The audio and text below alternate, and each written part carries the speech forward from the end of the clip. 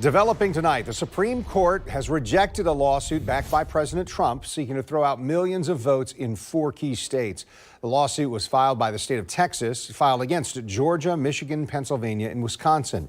In its order this evening, the Supreme Court said Texas does not have the right to sue those states because it hasn't demonstrated a court-recognized interest in the way another state conducts its elections.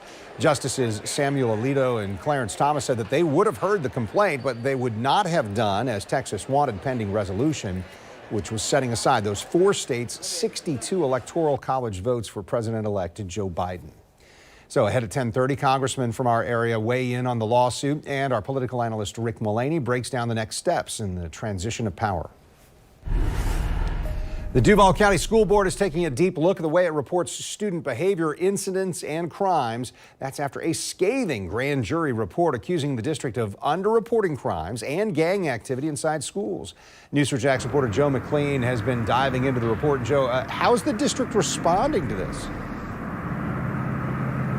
Well, the district issued a statement saying it's going to be looking into its procedure. That comes after this 27-page report. It covers a whole lot of different safety issues, including student safety incident reporting. And Duval County Public Schools is singled out in the report by this grand jury as an example of how not to report school-based crime.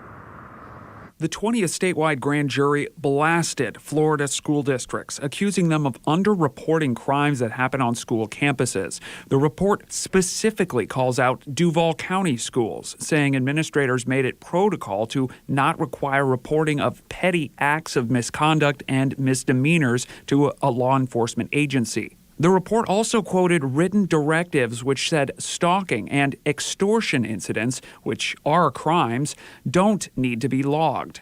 The report said the district, quote, appeared to underrepresent the level of gang activity in Duval County schools. Tonight, DCPS issued a statement saying, in part, quote, the interim report covers a number of years. During this time, the district has made procedural improvements related to student behavioral incident reporting.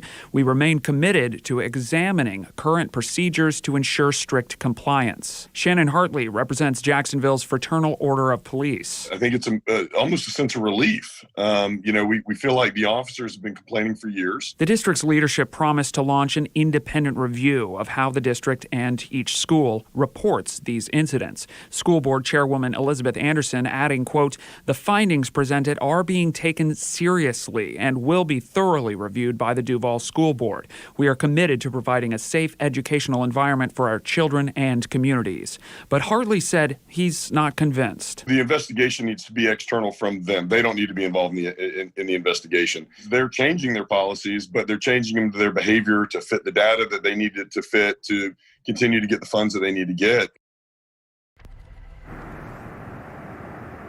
Now, there is a lot more in that report, including a lot about how the state is handling mental health. We're going to be talking more about that coming up at 11, but you can read the full grand jury report on our website, news4jax.com. Reporting live, Joe McLean, Channel 4, the local station.